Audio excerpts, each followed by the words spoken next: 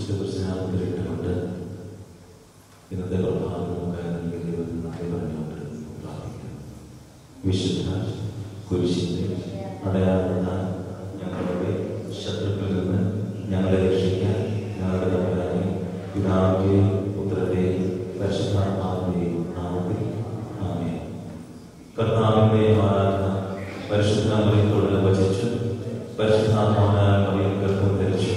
നന്മ നിറഞ്ഞ മറിയമേ സ്വസ്തി, കർത്താവ് അങ്ങയുടെ കൂടെ സ്ത്രീകളിൽ അനുഗ്രഹിക്കപ്പെട്ടവളാകുന്നു. അങ്ങയുടെ ഫലമായ ഈശോ അനുഗ്രഹിക്കപ്പെട്ടവനാകുന്നു.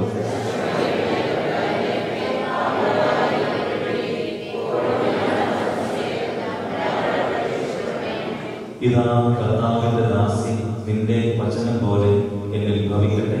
നന്മ നിറഞ്ഞ മറിയമേ സ്വസ്തി, കർത്താവ് അങ്ങയുടെ കൂടെ സ്ത്രീകളിൽ അനുഗ്രഹിക്കപ്പെട്ടവളാകുന്നു. അങ്ങയുടെ ഫലമായ ഈശോ അനുഗ്രഹിക്കപ്പെട്ടവരാകുന്നു.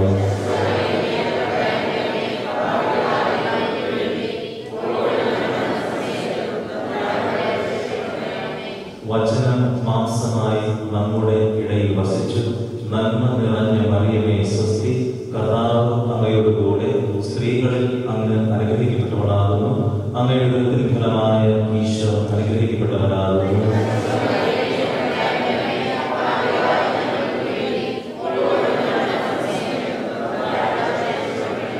ഈശോയുടെ വാഗ്ദാനങ്ങൾക്ക് നിങ്ങൾ യോഗ്യരാകുവാൻ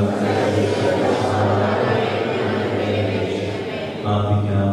കർത്താവേ, മാലാഖമാരുടെ സന്ദേശത്താൽ അവിടുത്തെ പുത്രനായ ഈശോ മനുഷ്യാവതാരമാണെന്ന് അറിഞ്ഞിരിക്കുന്ന ഞങ്ങൾ അവിടുത്തെ വികാരഫലവും പുരുഷമരണവും മുഖേന ഉയർപ്പിന്റെ മഹിമയെ പ്രാപിക്കാൻ അനുഗ്രഹിച്ചതിനെ ഞങ്ങളുടെ കർത്താവായ ഈശോ വഴി അങ്ങയോട് ഞങ്ങൾ പ്രാർത്ഥിക്കുന്നു. ആമേൻ. പിതാവിനും പുത്രനും പരിശുദ്ധാത്മാവിനും സ്തുതി. പിതാവിനും പുത്രനും പരിശുദ്ധാത്മാവിനും സ്തുതി. പിതാവിനും പുത്രനും പരിശുദ്ധാത്മാവിനും സ്തുതി. പരിശുദ്ധാത്മാവിന്റെ വിമല ഹൃദയത്തിലേക്ക് നമ്മുടെ ഹൃദയാശംസകൾ സമർപ്പിച്ചിട്ട് നമുക്ക് പ്രാർത്ഥിക്കാം. വിശുദ്ധ യോഹന്നാൻ സുവിശേഷം 19-ാം 27-28 തിരുവചനങ്ങളിലൂടെ നമുക്ക് ഏറ്റവും സുപരിചിതമായ ഒരു സംഭവം, ഇതാ നിന്റെ അമ്മ എന്ന് പറഞ്ഞുകൊണ്ട് പരിശുദ്ധ അമ്മയെ നമ്മുടെ അമ്മയായി, സഭയുടെ അമ്മയായി, സഹരക്ഷകയായി നമുക്ക് നൽകി. ആദ്യത്തെ രക്തസാക്ഷിയായ അമ്മ യേശുവിന് വേണ്ടി തന്റെ ചോരയും നീരും മജ്ജയും മാംസവും എല്ലാം സമർപ്പിച്ച പരിശുദ്ധ അമ്മ, എന്റെ അമ്മ, സഭയുടെ അമ്മ. കുരിശിൽ യേശു തന്റെ ജീവനെ സമർപ്പിച്ചപ്പോൾ നട്ടുച്ചയ്ക്ക് സൂര്യൻ ഇരുണ്ടു, പാറ ഭൂമി കുലുങ്ങി. കുലുങ്ങാതെ അമ്മയിത കുരിശിൽ വെച്ച് പറഞ്ഞു. പരിശുദ്ധാമി അമ്മയുടെ ഹൃദയത്തിലേക്ക് ഞങ്ങളെ പൂർണ്ണമായി പ്രകടിപ്പിക്കുന്നു.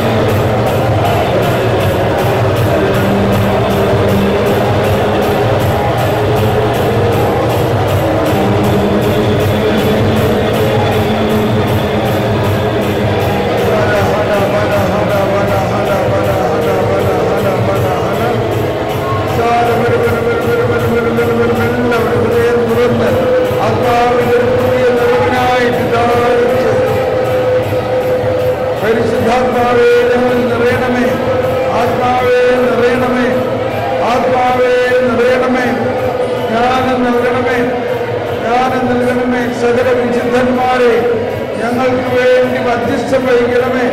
സകല വിശുദ്ധന്മാരെ ഞങ്ങൾക്ക് വേണ്ടി പ്രാർത്ഥിക്കണമേ. സകല വിശുദ്ധന്മാരെ ഞങ്ങൾക്ക് വേണ്ടി പ്രാർത്ഥിക്കണമേ. സകല വിശുദ്ധന്മാരെ ഞങ്ങൾക്ക് വേണ്ടി പ്രാർത്ഥിക്കണമേ.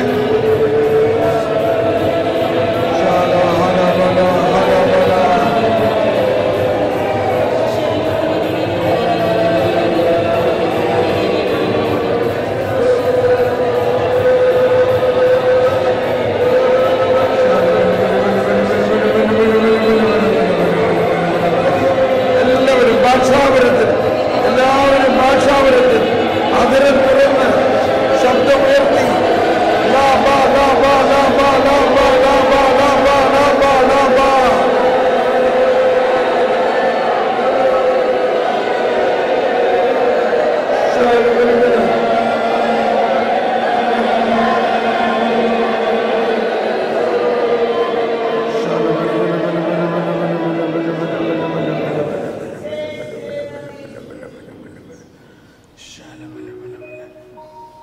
നമുക്ക് കൊന്തയെല്ലാം ഇന്ന് ദുഃഖത്തിൻ്റെ നമുക്കിരിക്കാം. എല്ലാവരും ഇരിക്കുക. നമ്മൾ കൊന്ത ചെല്ലുമ്പോൾ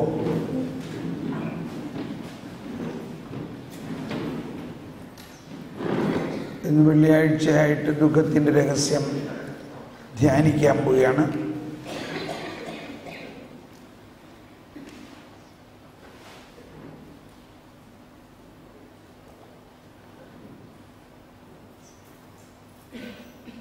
ഗെത്സമനിയിൽ എന്താ സംഭവിച്ചത്? ഗെത്സമനിയിൽ ഈശോ എന്തുകൊണ്ടാണ് രക്തം വിയർത്തത്?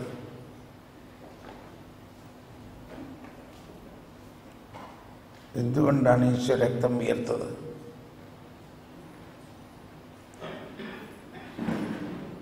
സമയം കഴിഞ്ഞു. എന്തുകൊണ്ടാണ് ഈശോ രക്തം വിയർത്തത്?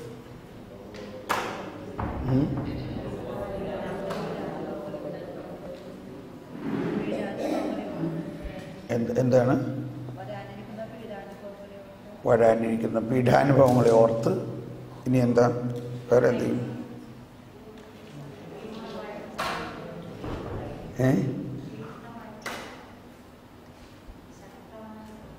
ശക്തമായി പ്രാർത്ഥിച്ചു. പിന്നെന്താ?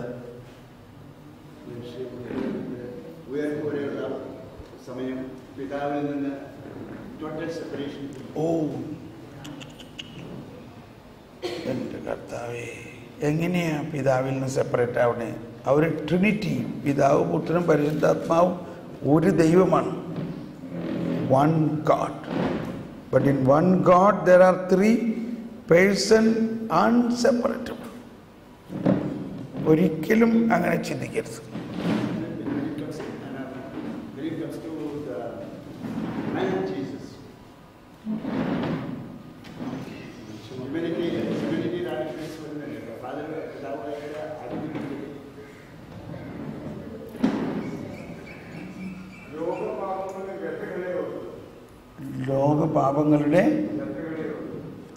ലോകപാപങ്ങളുടെ വ്യഥകളെ ഓർത്ത്. You are very near. ആ ലാസ്റ്റ് വാക്കിൽ തെറ്റിപ്പോയി.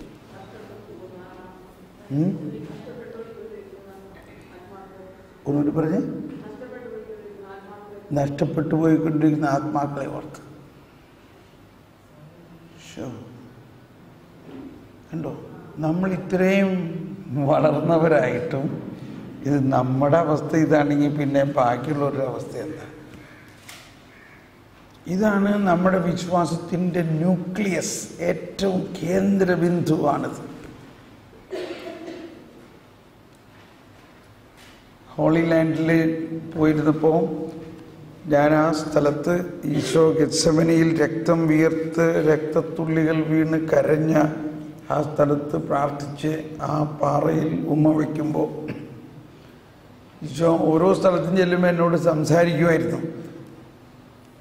ഞാൻ അങ്ങോട്ട് ചോദിക്കും, ഉത്തരം പറയും. ഇവിടെ വന്നപ്പോൾ ഈശോ ഇങ്ങോട്ട് ചോദിക്കുകയാണ്, നീ ഇപ്പോൾ എന്നോട് ചോദിക്കാൻ പോണ എന്താണെന്ന് എനിക്കറിയാം. എന്താ പറഞ്ഞു? ഞാൻ മനുഷ്യൻ്റെ പാപം മുഴുവനും ഏറ്റെടുത്തിട്ടും എന്തുകൊണ്ടാണ് മനുഷ്യർ ഇനിയും പാപം ചെയ്യുന്നത്? അത് തന്നെയാണ് ഞാൻ ചോദിക്കാൻ ഉദ്ദേശിക്കുന്നത്. അതിൻ്റെ ഉത്തരം ഇതാണ്: ഞാൻ മനുഷ്യൻ്റെ പാപങ്ങൾ ഏറ്റെടുത്തിട്ടും അവർ അതിൽ വിശ്വസിക്കുന്നില്ല. നമ്മൾ യേശുക്രിസ്തുവിൽ വിശ്വസിക്കുന്നു എന്ന് പറഞ്ഞതിൻ്റെ അർത്ഥം എന്താണ്? ഭൂലോക പാപം നീക്കുന്ന ദൈവത്തിൻ്റെ കുഞ്ഞാടെ ഞങ്ങളുടെ മേൽ കരുണയായിരിക്കണേ. ഇതൊക്കെ നമ്മൾ പ്രാർത്ഥിക്കുന്നതിൻ്റെ അർത്ഥം എന്താണ്? ഗെത്സമനിയിൽ എന്താ സംഭവിച്ചത്? പിതാവ് യെശയ്യാ 53:6 യെശയ്യാ 53:6 രണ്ടാം ഭാഗം പറയാണ്: ദൈവം മനുഷ്യൻ്റെ അകൃത്യങ്ങൾ അവൻ്റെ മേൽ ചുമത്തി. മനുഷ്യൻ്റെ പാപത്തെ ഓർത്തിട്ടല്ല ഈശോ വേദനിക്കുന്നത്.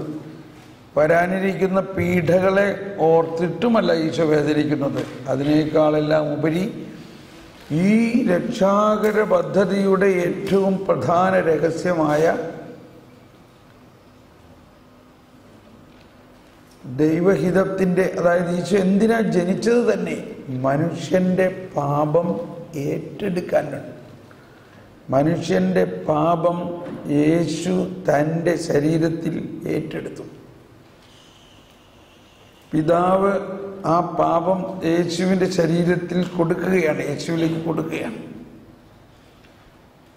ആ ഏറ്റെടുക്കുമ്പോൾ ഉണ്ടാകുന്ന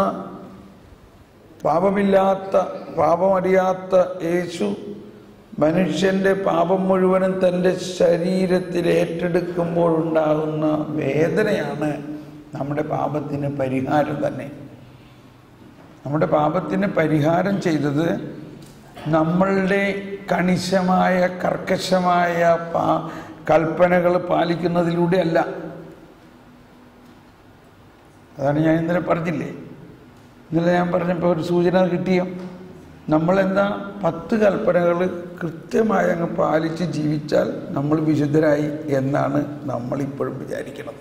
എങ്കിൽ നമ്മൾ യഹൂദനെ ആവുള്ളൂ എന്ന് പറഞ്ഞതിൻ്റെ അർത്ഥം മനസ്സിലായോ? എന്നാൽ നമ്മളെ വിശുദ്ധരാക്കുന്നത്, നമ്മളിലേക്ക് ദൈവനീതി പകരുന്നത് യേശുക്രിസ്തു നമ്മുടെ പാപം തൻ്റെ മേലേറ്റെടുത്തുകൊണ്ട് നമ്മളെ സ്വതന്ത്രരാക്കിയിരിക്കുന്നു. ആ പാപത്തിന് പരിഹാരവും ചെയ്തു, ആ പാപത്തിൻ്റെ ശിക്ഷയും ഏറ്റെടുത്തു. പാപവും പാപത്തിൻ്റെ ശിക്ഷയും യേശു ഏറ്റെടുത്തു. ആ ശിക്ഷയാണ് കുരിശ്. ആ പാപം ഏറ്റെടുത്തതാണ് ഈ ഗെത്സമനി മുതലുള്ള പാഷൻ.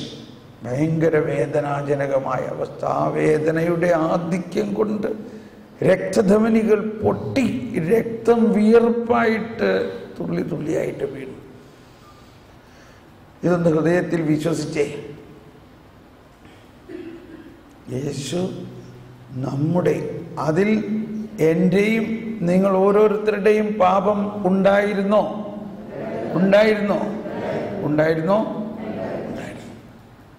അത് വിശ്വസിക്കുമ്പോഴാണ് ഭൂലോക പാപം നീക്കുന്ന ദൈവത്തിൻ്റെ ചെമ്പരിയാട്ടിൻകുട്ടി ഞങ്ങളുടെ പാപങ്ങൾ ക്ഷമിക്കണേ.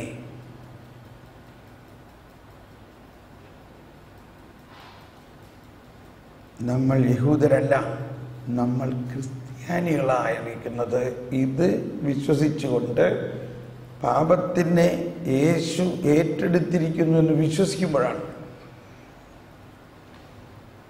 അത് ഹൃദയത്തിൽ വിശ്വസിച്ച് അധരം കൊണ്ട് ഏറ്റുപറയുന്നവൻ രക്ഷിക്കപ്പെടുന്നു. ഈ വേദന അനുഭവിക്കുന്ന സമയത്ത് ഈ ഹൃദയത്തോട് ഒട്ടിച്ചേർന്നിരിക്കുന്ന പരിശുദ്ധ അമ്മയും ഇതുപോലെ തന്നെ ഭയാനകമായ വേദനയിലൂടെ കടന്നുപോയിക്കൊണ്ടിരിക്കുകയാണ്. നമുക്ക് ആ 1-ാം ദിവ്യരഹസ്യത്തെക്കുറിച്ച് ധ്യാനിക്കുന്നതിന് മുമ്പ് അളവില്ലാത്ത ചില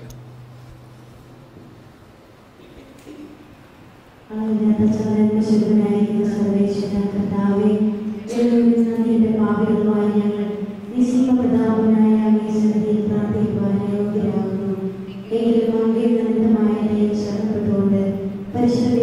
കർത്താവിന്റെ സ്തുതിക്കായി ജപമാല അർപ്പിക്കുവാൻ ഞങ്ങൾ ആഗ്രഹിക്കുന്നു. ഈ അർപ്പണം ഭക്തിയോടും ശ്രദ്ധയോടും കൂടെ ചെയ്യുന്നതിന് കർത്താവെ ഞങ്ങളെ സഹായിക്കണമേ. വിശ്വാസം പ്രമാണം ആകാശത്തിന്റെയും ഭൂമിയുടെയും സൃഷ്ടാവുമായ ദൈവത്തിന്റെ നമ്മുടെ കർത്താവുമായ ഈശോ മിശിഹായിൽ ഞാൻ വിശ്വസിക്കുന്നു.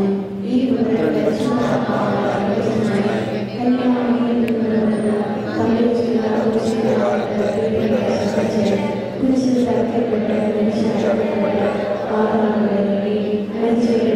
നാം നന്നാകട്ടെ. സർവശക്തിയുള്ള പിതാവായ ദൈവം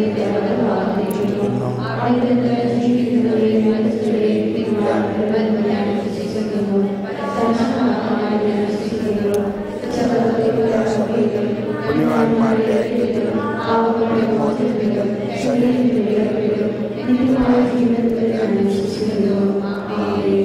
സ്വർഗസ്നായ ഞങ്ങളുടെ പിതാവേ, അങ്ങയുടെ നാമം പൂജിതമാകണമേ. അങ്ങയുടെ രാജ്യം വരണമേ. അങ്ങയുടെ തിരുമനസ്സ് സ്വർഗത്തിലെ പോലെ ഭൂമിയിലുമാകണമേ. വേണ്ട ആഹാരം ഇന്ന് ഞങ്ങൾക്ക് തരണമേ. ഞങ്ങളോട് തെറ്റിനോട് ഞങ്ങൾ ക്ഷമിക്കുന്ന പോലെ ഞങ്ങളുടെ തെറ്റുകൾ ഞങ്ങളോട് ക്ഷമിക്കണമേ.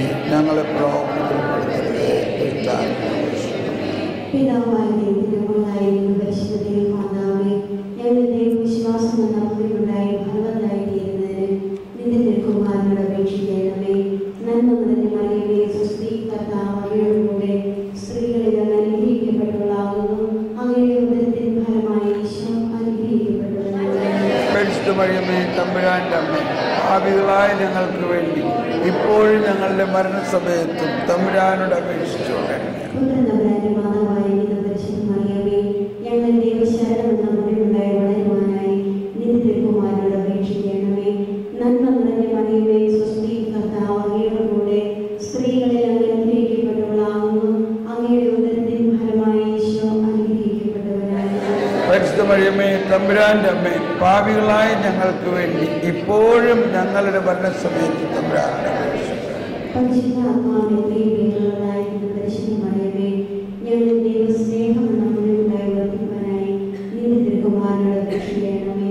നന്മ നിറഞ്ഞ മറിയമേ, സ്വസ്തി, കർത്താവ് അങ്ങയുടെ കൂടെ സ്ത്രീകളിൽ അങ്ങ് അനുഗ്രഹിക്കപ്പെട്ടവളാകുന്നു. അങ്ങയുടെ ഉദരത്തിൻ ഫലമായി ഈശോ അനുഗ്രഹിക്കപ്പെട്ടവനാകുന്നു. പരിശുദ്ധ മറിയമേ, തമ്പുരാന്റെ അമ്മേ, പാപികളായ ഞങ്ങൾക്ക് വേണ്ടി ഇപ്പോഴും ഞങ്ങളുടെ മരണസമയത്ത് തമ്പുരാനോട് അപേക്ഷിക്കണമേ. പിതാവിനും പുത്രനും പരിശുദ്ധാത്മാവിനും ആമേൻ. ഒന്നാം ദിവ്യരഹസ്യം. ഈശോ പൂങ്കാവനത്തിൽ പ്രാർത്ഥിച്ചുകൊണ്ടിരിക്കുമ്പോൾ രക്തം വിയർത്തും രക്തത്തുള്ളികൾ ആ മണ്ണിൽ വീണു. ഈശോ വാവിട്ട് കരഞ്ഞു, പിതാവേ, കഴിയുമെങ്കിൽ ഈ പാനപാത്രം എന്നിൽ നിന്ന് അകറ്റണമേ. എങ്കിലും അങ്ങയുടെ ഹിതമല്ല, എൻ്റെ ഹിതമല്ല, അങ്ങയുടെ ഹിതം നിറവേറട്ടെ, അങ്ങയുടെ ഹിതം നിറവേറട്ടെ. ഈശോയുടെ മനസ്സിൽ ഏഷ്യായിലെ കർത്താവിൻ്റെ ദാസൻ 1, 2, 3, 4 എല്ലാം മനസ്സിൽ വരുന്നുണ്ട്. അവൻ വേദനിക്കണം എന്നത് അവിടുത്തെ ഹിതമായിരുന്നു. അവിടെ നിന്നാണ് അവനെ ക്ലേശങ്ങൾക്ക് വിട്ടുകൊടുത്തത്. അവൻ്റെ മേലുള്ള ശിക്ഷ നമുക്ക് രക്ഷ നൽകി. അവൻ ചുമന്നത് നമ്മുടെ പാപങ്ങളായിരുന്നു.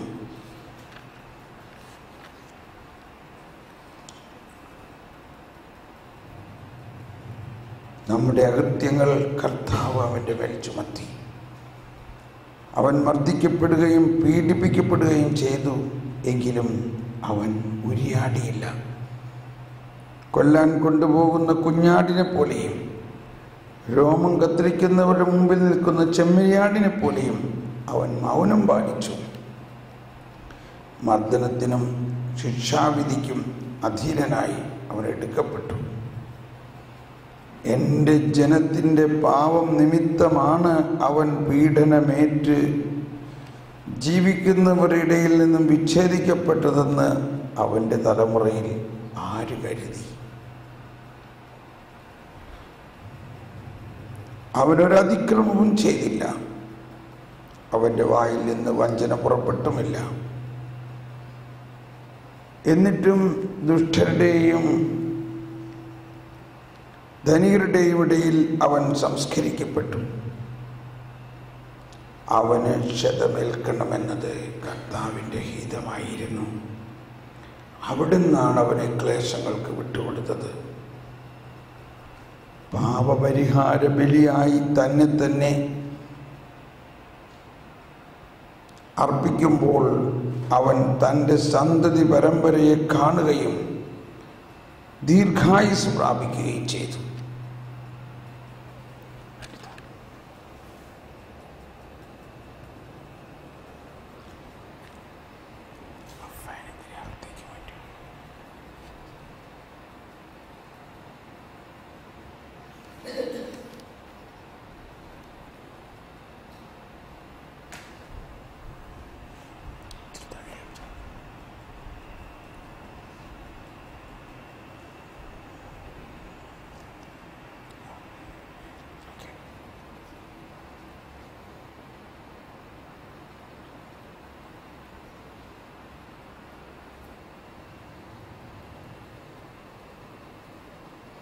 അവിടുന്നാണ് അവന് ക്ലേശങ്ങൾക്ക് വിട്ടുകൊടുത്തത്. പാപപരിഹാര ബലിയായി തന്നെ അർപ്പിക്കുമ്പോൾ അവൻ തൻ്റെ സന്തതി പരമ്പരയെ കാണുകയും ദീർഘായുസ് പ്രാപിക്കുകയും ചെയ്യും. കർത്താവിൻ്റെ ഹിതം അവനിലൂടെ നിറവേറുകയും ചെയ്യും. തൻ്റെ കഠിന വേദനയുടെ ഫലം കണ്ട് അവർ സംതൃപ്തനാകും. നീതിമാനായ എൻ്റെ ദാസൻ തൻ്റെ ജ്ഞാനത്തിലൂടെ അനേകരെ നീതിമാന്മാരാക്കും.